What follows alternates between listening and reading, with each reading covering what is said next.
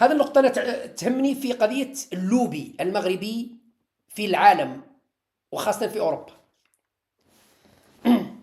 حبينا ولا كرهنا هذه حقيقة، والإعلام المغربي راهو يسمع فينا، وأنا عندي متابعين كثير من الخونة والعملاء والذباب الإلكتروني المغربي ومخابرات الحموشي راهم يتبعوا فيا الآن في المباشرة، يشوفوا فيا جماعة الحموشي وكيكمل الفيديو يقطعوا لي بتي مورسو يعطوهم الحموشي وجماعته يقراوهم. أنا نقول له الحموشي وجماعته نقول له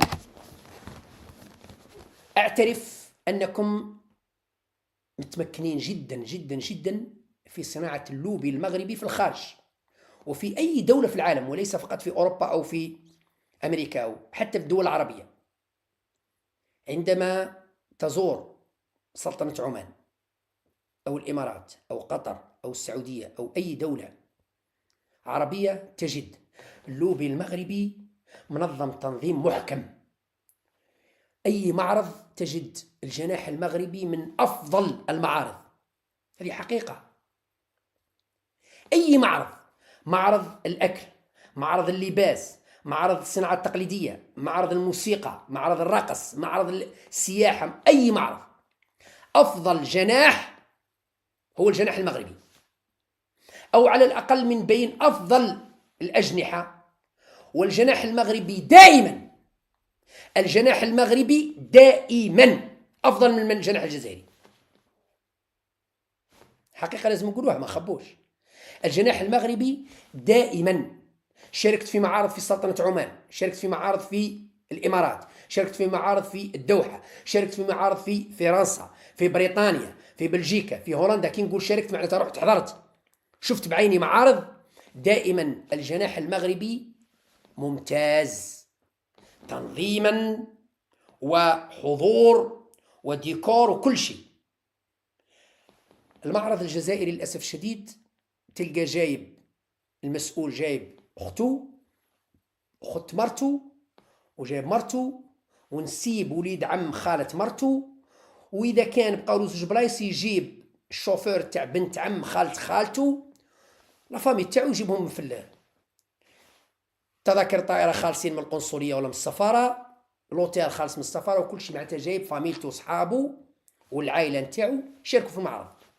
ما يجيبش أهل الاختصاص، لا، يجيب العائلة نتاعو. ستين اوكازيون جايب لافامي تاعو على ظهر الدولة يفوتوا الويكاند ولا يفوتوا إن سمان في المعرض الجزائري في كذا كذا. بينما الجناح المغربي يجيب أهل الاختصاص، أهل الاختصاص يجيبهم يقدموا يعني المنتجات المغربية أو الواجهة المغربية في المعرض. آخرها المعرض معرض السياحة في بريطانيا اللي كان جناح المغرب من أفضل أجنحة المعرض.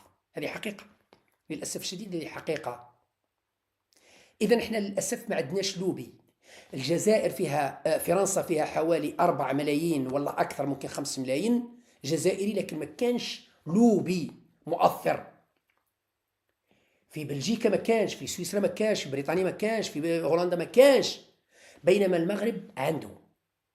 هنا في فرنسا المطاعم المغربية التي عندما تدخلها تتأكد أنها مغربية، الطاجين مغربي والقعدة مغربية والهضرة مغربية الموسيقى مغربية. على الأقل كاين حوالي 20 مطعم، أقل شيء 20 مطعم. الجزائر للأسف الشديد ما كانش. تلقى كاين مطاعم جزائرية لكن تلقى عنده الطاجين، تلقى عنده مش عارف انايا ماكله بريطانيه سويسريه، ما يعني ماهوش نقولوا قال مطعم جزائري.